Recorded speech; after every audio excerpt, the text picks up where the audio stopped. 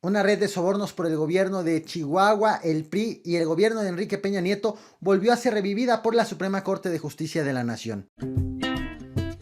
La Suprema Corte decidió atraer la revisión de unos amparos interpuestos por el gobierno de Chihuahua en torno de una acusación en contra de Alejandro Gutiérrez. De proceder la revisión y de considerar que se tiene que reabrir la investigación, esta podría terminar con investigaciones directas hacia Enrique Peña Nieto, Luis Videgaray, Manlio Fabio Beltrones y los que se sumen. La acusación y la investigación de este tema es bastante larga y tenemos que irnos hacia varios meses atrás para entender la importancia de la determinación de la Suprema Corte de Justicia.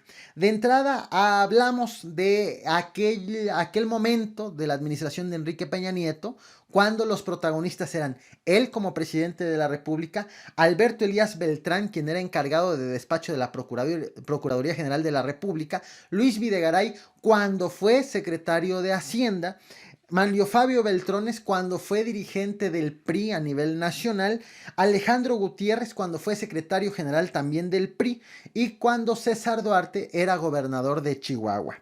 En aquella ocasión, según acusaciones del gobierno actual de Chihuahua, el secretario de Hacienda, Luis Videgaray, envió recursos al gobierno de Chihuahua, entonces a cargo de César Duarte, pero en el camino el PRI jalaba esos recursos y los empleaba para las campañas electorales. En eso radica precisamente la acusación de desvío de recursos, en donde los protagonistas eran el gobierno de Peña Nieto, el gobierno de César Duarte y el partido tricolor. Y estaban, según las acusaciones, pues todos coludidos y con conocimiento de estos desvíos orquestados. Desvíos calculados en 250 millones de pesos. Cuando Javier Corral llegó a la gobernatura, inició una investigación precisamente por estos recursos que nomás nunca llegaron al gobierno de Chihuahua.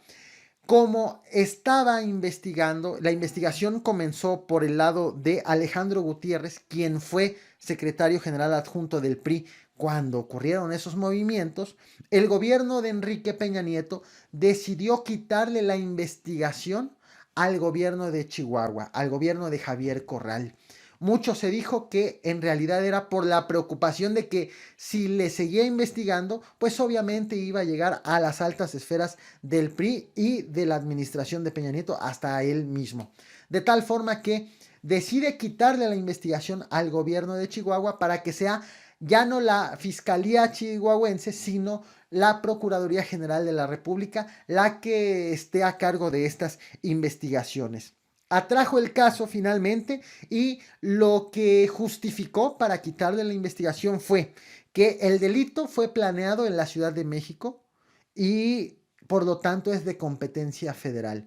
Ante este argumento se le ha criticado mucho que los delitos no se investigan en el lugar donde fueron planeados, sino en el lugar en donde fueron cometidos. Pero bueno, esa fue el argumento por parte de las autoridades federales. Y también acusaron que los recursos desaparecidos, los que no aparecían, eran recursos que habían salido del gobierno federal. Pero según la Auditoría Superior de la Federación, en realidad eran recursos locales. De tal forma que ya cuando logra atraer la investigación, logra quedarse la Procuraduría General de la República, la investigación, cuando estaba al frente de la Procuraduría Alberto Elías Beltrán, la Procuraduría decide desistirse de los 21 cargos que se le habían imputado por este movimiento irregular, 21 cargos que había formulado originalmente la Fiscalía de Chihuahua, pero como lo atrajo la PGR, dijo, ¿saben qué? La conclusión es que no tuve la información suficiente para poder hacer las denuncias bien, entonces ya, ahí muere y ya no continuaron. Acusó que el gobierno de Chihuahua no le dio toda la información que le pidió para poder formular las denuncias correspondientes, por lo tanto, ahí murió el tema. Era una paradoja porque en realidad la investigación inició en Chihuahua por autoridades de Chihuahua y terminó en manos de la Procuraduría acusando al gobierno de Chihuahua de no haber contribuido en ello.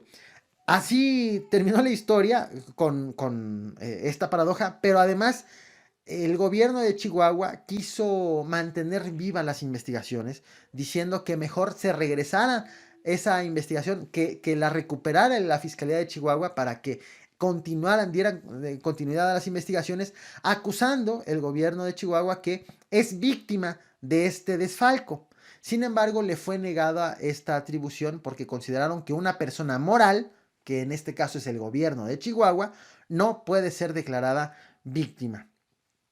Después de esto llegó la sentencia y pues resultó ser inocente, en realidad una sentencia de algo que finalmente nunca nunca prosperó, pero determinaron que Alejandro Gutiérrez, secretario general adjunto del PRI en su momento, pues era inocente de todo esto y que pues queda impune la desaparición de esos 250 millones de pesos. El gobierno de Chihuahua lo que hizo entonces fue interponer 2 amparos. Uno, para que la autoridad reconozca al gobierno como víctima. Y 2, por un amparo en contra de la PGR, que decidió desistirse de las 21 acusaciones.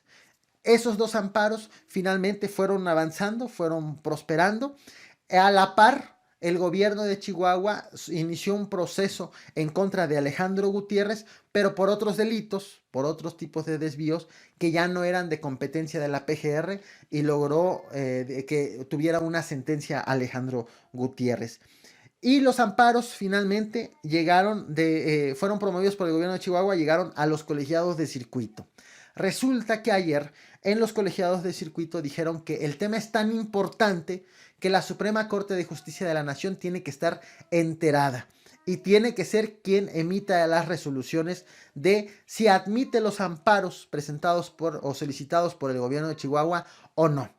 Es por eso que esta resolución o este tema lo atrae la Suprema Corte de Justicia. El caso de toda esta ola de corrupción que hay detrás llega hasta el nivel más alto del Poder Judicial, pues veremos ahora qué es lo que resuelven. Con la entrada de la Suprema Corte de Justicia de la Nación existe la posibilidad, la esperanza de que se reactive toda la investigación y de que se siga ese hilo conductor que llega a todos los protagonistas de los que ya les platiqué.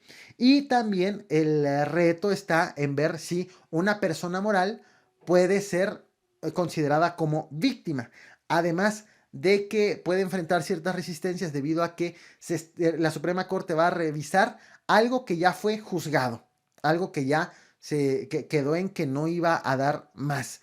Allí pueden estar las resistencias de los ministros por decir ya no tiene caso volver a reactivarlo. Como reflexión final, destaco que se abre una posibilidad de que se investigue una gran serie de desvíos de recursos hechos durante el gobierno de César Duarte en Chihuahua, que involucra al gobierno federal y al PRI.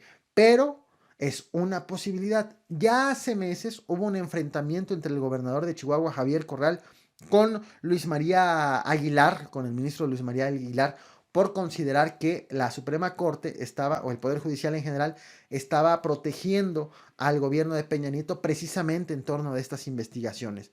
Vuelve a llegar a la Suprema Corte este tema y pues ya veremos si se abre otro frente en contra de Enrique Peña Nieto, que recordemos ya van varios. El de Emilio Lozoya, quien está señalando a Peña Nieto, el de Javier Duarte, quien está señalando a Peña Nieto, y ahora veremos si también por el caso de César Duarte se voltean las miradas hacia Enrique Peña Nieto. Estaremos muy al pendiente de lo que ocurra. En tanto, muchas gracias por reventar el botón de like, por ver este video hasta el final. Gracias a quienes ven tanto el Caporal a Cucharadas como la transmisión completa. En verdad, gracias. Y como siempre, a reventar el botón de like.